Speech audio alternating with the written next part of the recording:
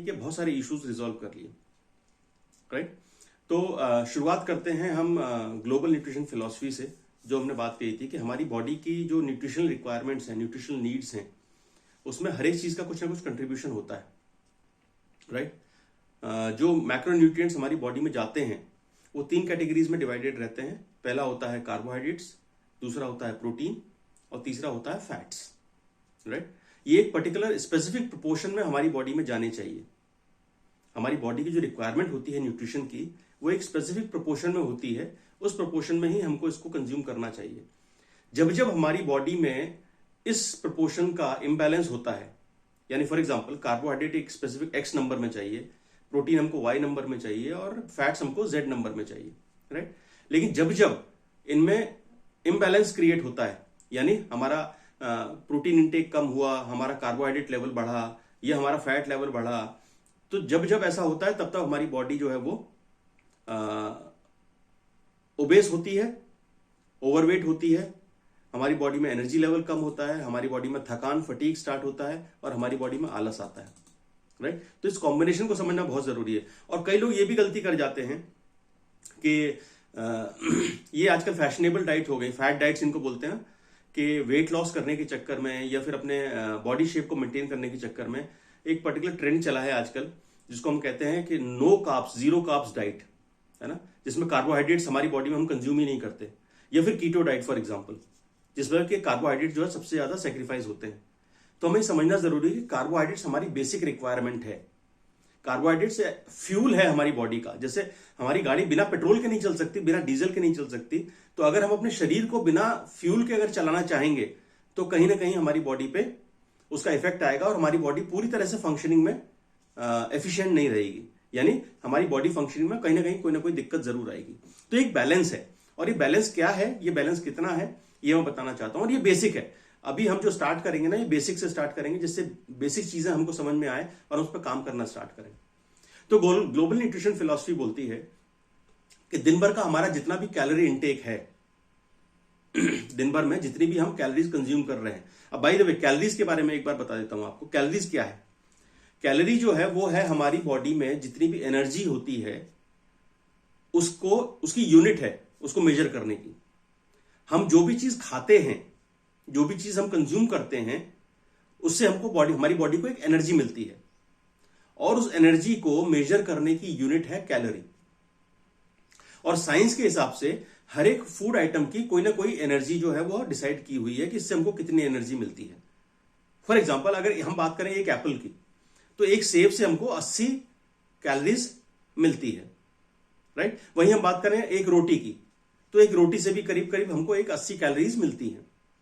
Right, हम बात करें एक गुलाब जामुन की, तो एक गुलाब जामुन से हमको कहीं भी 250 से लेके 300 कैलोरी के आसपास मिलती है, डिपेंडिंग अपॉन कि साइज क्या है गुलाब जामुन का। अगर हम बात करें बर्गर की, तो बर्गर से करीब करीब हमको 400 कैलोरीज मिलती हैं। राइट, वहीं हम बात करें पिज्जा की, तो पिज्जा से हमको करीब करीब 600 कैलोरीज से ज्यादा मिलती है। समोसे की बात करें तो 250 कैलोरीज मिलती है।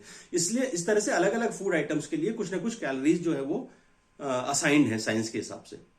और ये सारा कॉम्बिनेशन इस चीज पे डिपेंड करता है कि हम कितनी कैलोरी कंज्यूम कर रहे हैं, यानी हम जो भोजन कर रहे हैं उससे हमारे शरीर में कितनी कैलोरीज जा रही है, और जो भी हम काम करते हैं, यानी किसी भी तरह की जब हम एक्टिविटी करते हैं, जैसे फॉर एग्जांपल मैं अभी आपसे बात कर रहा हूं, तो जब मैं बात कर रहा हूं तो मेरी कुछ ना कुछ एनर्जी खर्च हो रही है। राइट, आप सुन रहे हैं या कुछ मूवमेंट कर रहे हैं तो आपका उसमें कुछ ना कुछ कैलोरीज खर्च हो रही है। जब हम सोते हैं, जब हम कुछ भी नहीं कर रहे, जब हम सोते हैं तो हम सांस ले रहे हैं, हमारी बॉडी में डाइजेस्टिव सिस्टम काम कर रहा है, हमारी बॉडी में डाइजेशन चल रहा है, हमारा हार्ट पंप हो रहा है, हमारा ब्लड सर्कुलेट हो रहा है पूरी बॉडी में। राइट, हम सांस ले रहे हैं, अंदर बाहर कर रहे हैं, हमारे लंग्स एक्सपैंड हो रहे हैं, कॉन्ट्रैक्ट हो रहे हैं। ये सारा जो प्रोसेस है, हर प्रोसेस में कोई ना कोई एनर्जी कंज्यूम होती है। राइट, यहां तक कि हमारी बॉडी में जो ट्रिलियंस और ट्रिलियंस ऑफ सेल्स हैं, वो सेल्स हमारे हर दिन बहुत सारे सेल्स मरते हैं और बहुत सारे नए सेल्स डेवलप होते हैं, उसमें भी एनर्जी का एक्सपेंस होता है। तो यानी जो भी हमारी बॉडी से एनर्जी खर्च होती है वो भी कैलोरी में ही काउंट होती है, क्योंकि कैलोरी जो है वो एनर्जी की यूनिट है। अब हमारी बॉडी की फिटनेस, हमारी बॉडी का शेप इस चीज पर डिपेंड करता है कि हम दिन भर में कितनी कैलोरीज इनटेक कर रहे हैं यानी खाने के माध्यम से कितनी कैलोरीज ले रहे हैं और हम कितनी कैलोरीज खर्च कर रहे हैं, राइट। और ये जो प्रोसेस है इसको हम बोलते हैं मेटाबॉलिक रेट। हमारी बॉडी कितनी कैलोरीज खर्च कर रही है इसको हम बोलते हैं हमारी बॉडी का मेटाबॉलिक सिस्टम। और ये वेरी करता है पर्सन टू पर्सन, इसका कोई स्टैंडर्ड फॉर्मूला नहीं है, यानी ये स्टैंडर्ड नहीं होता किसी भी इंसान के लिए, ये सबके लिए अलग अलग होता है। और ये डिपेंड करता है हमारी एज के ऊपर कि हमारी एज क्या है, ये डिपेंड करता है हमारे जेंडर के ऊपर कि हमारा जेंडर क्या है, और ये डिपेंड करता है हमारे दिन भर के एक्टिविटी लेवल के ऊपर कि हमारा दिन भर का एक्टिविटी लेवल क्या है।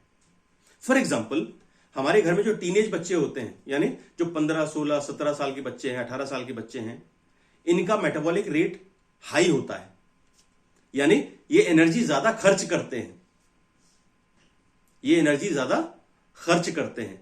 तो इसका मतलब ये है कि मान लीजिए एक टीनेज बच्चा एक समोसा अगर कंज्यूम करता है तो उसकी बॉडी उसको जल्दी खर्च कर देगी।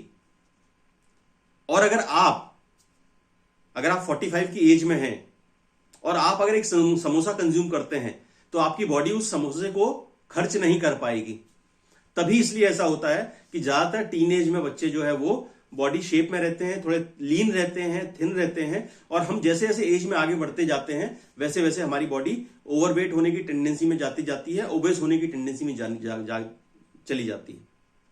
तो हमें एज के साथ साथ अपने कैलोरी इंटेक का ध्यान रखना चाहिए, राइट। दूसरा पॉइंट, मेल्स का मेटाबॉलिक रेट कंपैरेटिवली फीमेल्स से ज्यादा होता है, राइट। यानी मेल्स की कैलोरी खर्च करने की टेंडेंसी अगर फीमेल्स के साथ कंपेयर की जाए तो ज्यादा होती है जनरली।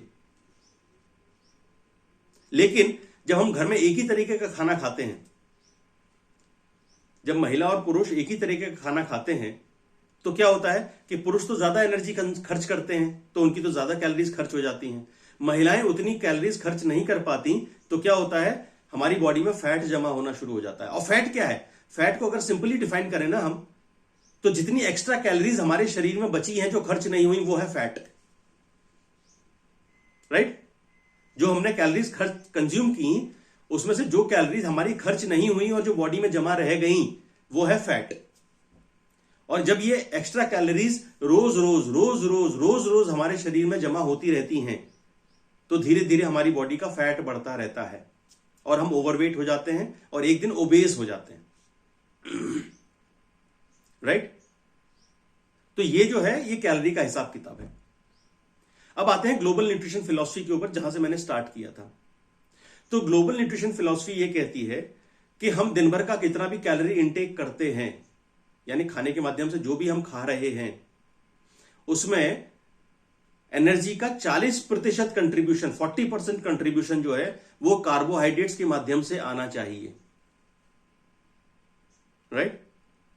कार्बोहाइड्रेट्स मतलब ज्यादातर वो चीजें जिसमें कि एनर्जी होती है, जैसे फॉर एग्जांपल अनाज हो गए, है ना, सब्जियां और फ्रूट्स हो गए, उसमें कार्बोहाइड्रेट्स होते हैं। हम गेहूं मतलब आटा चावल जो हम कंज्यूम करते हैं उसमें कार्बोहाइड्रेट होते हैं। मोर और लेस अगर मैं बात करूं ना तो हर खाने पीने की चीज में कुछ ना कुछ कार्बोहाइड्रेट्स होते हैं, राइट। अब दूसरा आता है न्यूट्रिशन, वो है प्रोटीन। प्रोटीन का कंट्रीब्यूशन हमारी कैलोरीज में जो है वो 30% के आसपास होना चाहिए, राइट। प्रोटीन हमको किससे मिलता है? प्रोटीन हमको मिलता है दूध से, प्रोटीन हमको मिलता है प्लांट बेस्ड प्रोटीन जैसे सोया से, प्रोटीन हमको मिलता है दालों से, अनाज में भी प्रोटीन होता है थोड़ा बहुत, है ना। प्रोटीन हमको मिलता है फिश से, प्रोटीन हमको मिलता है नॉन वेजिटेरियन चीजों से, एग से, चिकन से, मटन से, है ना, फिश से, बहुत सारी चीजें होती हैं जो प्रोटीन के सोर्स होते हैं, उनसे हमको प्रोटीन मिलता है। तो हमारे दिन भर का जो कैलोरीज है उसका 30% कंट्रीब्यूशन जो है वो प्रोटीन से होना चाहिए। और तीसरी चीज आती है फैट्स। फैट्स का कंट्रीब्यूशन भी हमारी डाइट में 30% के आसपास होना चाहिए। लेकिन जब हम फैट्स की बात करते हैं या जब हम फैट्स की बात करेंगे, इनफैक्ट आने वाले समय में जब हम मैक्रोन्यूट्रिएंट्स की बात करेंगे तो फैट में हम समझेंगे कि फैट के कितने टाइप्स होते हैं, है ना। जो फैटी एसिड्स होती है ना वो अलग अलग तरह की होती हैं, जिसमें कि सैचुरेटेड फैट्स होते हैं, अनसैचुरेटेड फैट्स होते हैं, राइट। मोनोसैचुरेटेड फैट्स होते हैं, पॉलीसैचुरेटेड फैट्स होते हैं, इसके बारे में अपन आगे पढ़ेंगे। ओमेगा 6 फैटी एसिड्स होती हैं, ओमेगा 3 फैटी एसिड्स होती हैं, ओमेगा 9 फैटी एसिड्स होती हैं। तो इन सब चीजों वो एक विस्तार से अलग से हम पढ़ेंगे फैट्स के बारे में, और कार्बोहाइड्रेट्स के बारे में भी हम विस्तार से अलग से पढ़ेंगे। लेकिन आज मैं जो बात करने जा रहा हूं, या जिस बात की शुरुआत करने जा रहा हूं, वो है प्रोटीन के बारे में। और वो इसलिए इसकी बात शुरुआत करने जा रहा हूं कार्बोहाइड्रेट से पहले, क्योंकि मेरा ये मानना है कि अगर इस न्यूट्रिशन का या इस मैक्रोन्यूट्रिएंट का अगर हमने हिसाब किताब सही कर लिया अपनी बॉडी में, तो हम बहुत सारी समस्याओं को वैसे ही दूर कर सकते हैं अपनी बॉडी से। और यही एक मैक्रोन्यूट्रिएंट है जिसके साथ हम हमारे जैसे भारतीय सबसे ज्यादा चैलेंज फील करते हैं, क्योंकि Indian council of medical research ये कहता है कि हर 10 में से 9 भारतीय वो प्रोटीन डेफिशिएंट है। यानी जितनी हमको प्रोटीन लेनी चाहिए उतनी हम प्रोटीन नहीं ले पाते। और इस इंबैलेंस की शुरुआत जो होती है ना, वो होती है हमारे नाश्ते से, हमारे ब्रेकफास्ट से। इस इंबैलेंस की शुरुआत होती है हमारे नाश्ते से, हमारे ब्रेकफास्ट से। क्योंकि हमारे यहां पे जितने भी तरह के ब्रेकफास्ट हैं, चाहे आप वो पराठा ले लीजिए, चाहे आप वो उपमा ले लीजिए, चाहे पोहा ले लीजिए, चाहे वो मेदू वड़ा ले लीजिए, चाहे इडली सांभर ले लीजिए, चाहे डोसा ले लीजिए, चाहे ढोकला खमण ले लीजिए, चाहे कचौरी ले लीजिए, चाहे बेड़ी पूड़ी और आलू की सब्जी ले लीजिए, कुछ भी ले लीजिए, what ever breakfast, north south east west जहां भी आप जाएं, तो हमने ये नोटिस किया है कि हमारे ब्रेकफास्ट में protein intake on an average 5 ग्राम के आसपास रहता है ना। जैसे अगर हम अंडा भी खाते हैं, फॉर एग्जांपल कुछ लोग जो अंडा खाते हैं वो अंडे की ऑमलेट बनाना प्रेफर करते हैं, तो होता क्या है उसमें आप एक्स्ट्रा फैट ऐड कर लेते हैं, है ना। और एक अंडे से हमको 4 ग्राम के आसपास प्रोटीन मिलता है। तो अगर आपने 2 अंडे का ऑमलेट खाया तो आपने 8 ग्राम प्रोटीन तो ले लिया, लेकिन उसके साथ जो आप कंज्यूम कर रहे हैं चीजें, जैसे फॉर एग्जांपल आपने फैट यूज किया ऑमलेट बनाने के लिए, और साथ ही साथ आप ऑमलेट के साथ क्या यूज करते हैं, ब्रेड, राइट।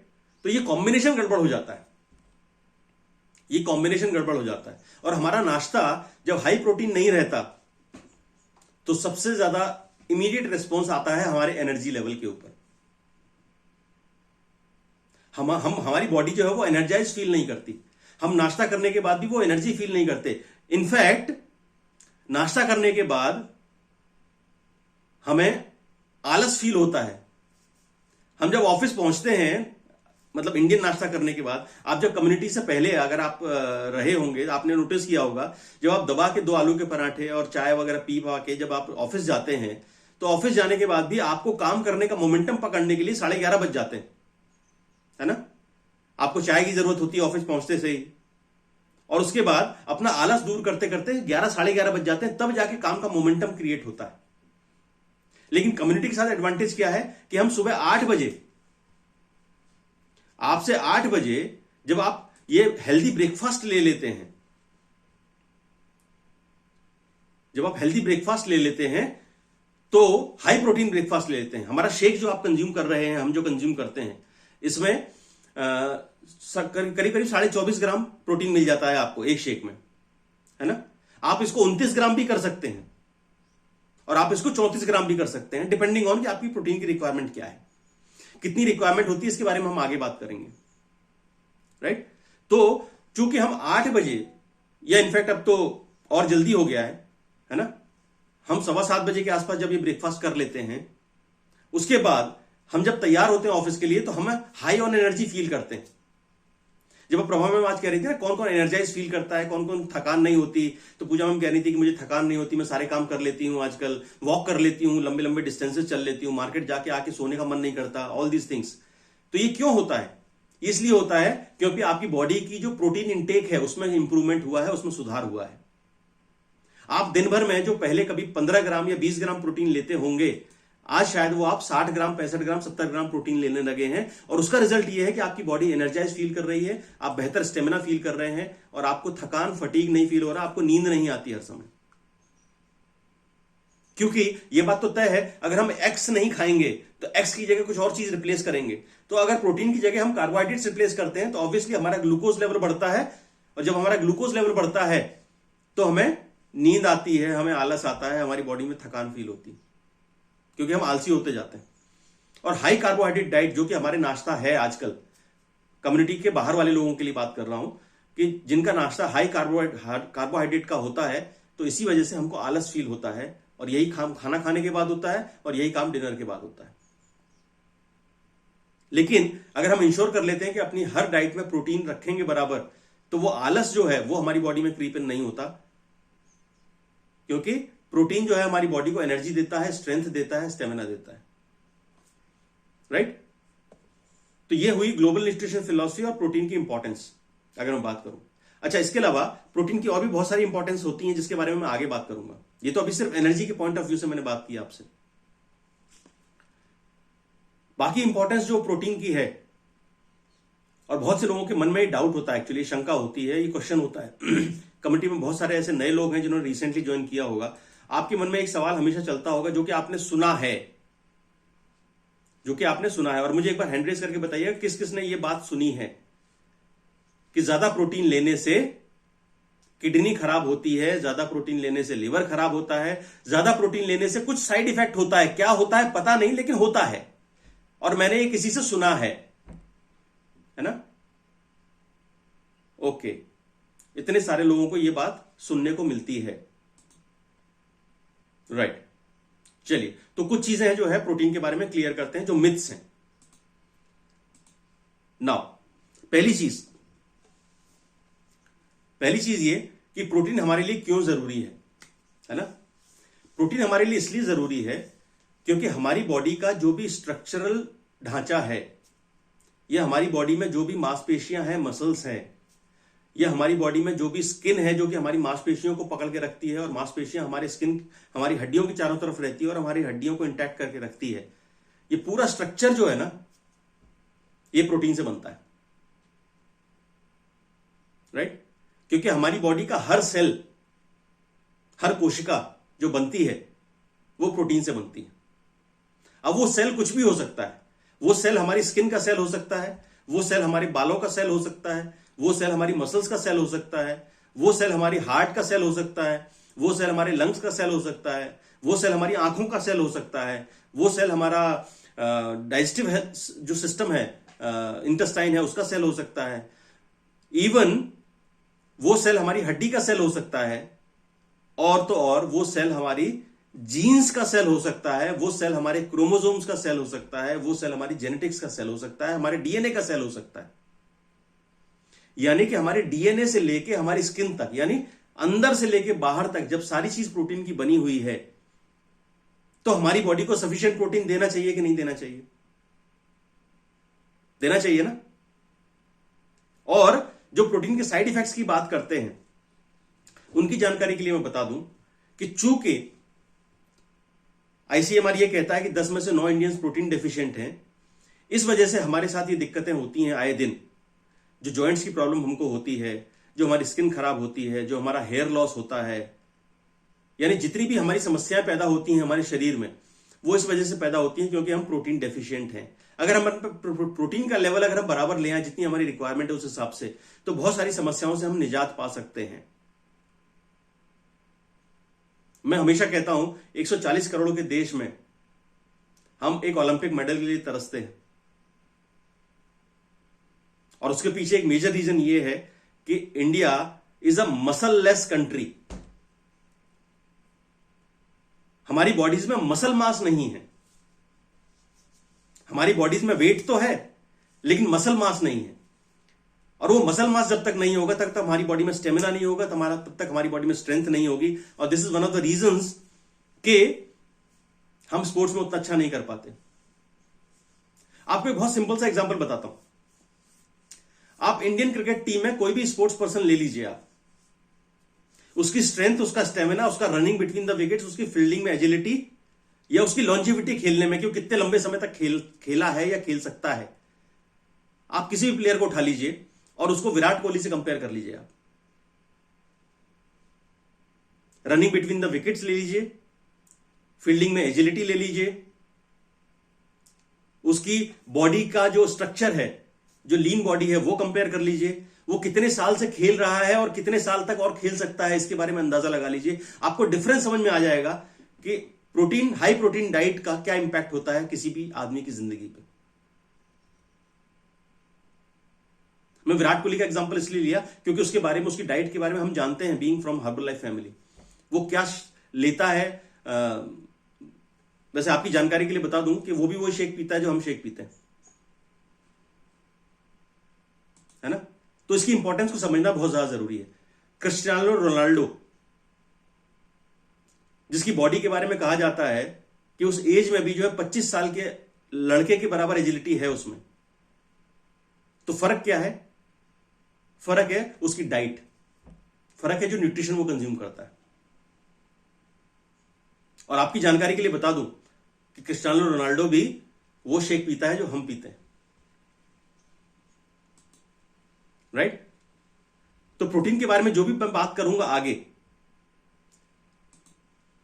ये बात तभी करूंगा जब पीयूष सर सीधा होकर बात सुनेंगे, बैठेंगे। क्योंकि पीयूष सर पीछे टिक के अगर बैठेंगे बात करेंगे तो फिर मजा नहीं आएगा बात करने में, है ना। और मजेदार बात क्या है, वो सुन भी नहीं रहे अभी, पता है, वो फोन पे ही लगे हुए हैं कहीं पे। तो इस वजह से उनको मेरी बात भी सुनाई नहीं दे रही कि मैं क्या बोलने वाला हूं या क्या बोलने जा रहा हूं, है ना।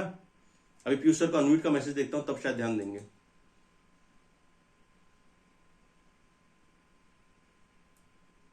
Good morning Piyush sir. Good morning. तो आपका क्या ओपिनियन है, हम जो बात कर रहे थे अभी उसके बारे में? सर मैं अभी एक कोई अर्जेंट बैंक कॉल में था, बोल के। जब बात सैटरडे को वेलनेस लिविंग प्रोग्राम में मैंने आपको बताया था कि अगर आप किसी चीज को सुनते नहीं ना तो आपका कॉन्फिडेंस लेवल गिर जाता है एक्चुअली धमाक से, क्योंकि हमें पता नहीं होता कि क्या बात चल रही है। और रैंडमली कोई पूछ लेना कि क्या बात चल रही थी तो कॉन्फिडेंस की धज्जियां उड़ जाती हैं, जो पीयूष सर के साथ अभी हुआ, है ना। तो ये सिर्फ इस सेशन की बात नहीं है, एक्चुअली हमारा वेलनेस लिविंग प्रोग्राम होता है ना, उसको भी हम इसीलिए ध्यान से सुनते हैं कि उसको इंप्लीमेंट कर सके अपने रूटीन में, अपनी लाइफ में, राइट। तो पीयूष सर मैं बात कर रहा था पॉस्चर की। एक्चुअली जिस तरह से आप बैठे हैं ना, वो पॉस्चर ये ठीक है, राइट। तो आगे हम प्रोटीन के बारे में बात करेंगे विस्तार में कि क्या होता है, हमें कितनी रिक्वायरमेंट है, कैसे कंज्यूम करना चाहिए, कौन सा प्रोटीन अच्छा है, कितनी तरह के प्रोटीन होते हैं, और किस किस चीज का क्या क्या असर होता है हमारी फिटनेस पे, हमारी बॉडी पे, राइट। आज के लिए बस इतना ही। ये बेसिक्स है, और बेसिक्स में इसलिए स्टार्ट कर रहा हूं क्योंकि ऑफ लेट अभी सुनने में आया था, जब कोई भी कोच आपसे क्वेरी करता है ना, तो चीजें जो है एक्चुअली गायब हो जाती हैं, या हमें समझ में नहीं आता कि ये इसकी क्या जरूरत है हमारे अंदर, या हमको कैसा चाहिए, राइट। तो ये समझना जरूरी है। और ये समझ लिया हमने, अगर प्रोटीन को हमने अगर पकड़ के रख लिया ना, या प्रोटीन का हमने अगर डिकोड कर लिया और अपनी डाइट में शामिल कर लिया, तो ट्रस्ट में बहुत सारी समस्याएं जो है वो हमारी बॉडी की खत्म हो जाएंगी। सिर्फ और सिर्फ यही एक न्यूट्रिएंट है, और इतना इंपॉर्टेंट न्यूट्रिएंट है जिसको हम कभी भी वो इंपॉर्टेंस नहीं देते जो उसको चाहिए, और उसकी वजह से सारी समस्याएं होती हैं। तो आप कुछ मत करिए, सिर्फ इस न्यूट्रिशन को पकड़ लीजिए और हमारी जितनी रिक्वायरमेंट है ना, उसको डेली और डेली और डेली पूरा करते रहिए, और आप देखेंगे आपकी बॉडी में क्या ट्रांसफॉर्मेशंस आते हैं, राइट। तो आगे कंटिन्यू करेंगे इसको। That's all for my side for today. Thank you so much and back to Prabha ma'am.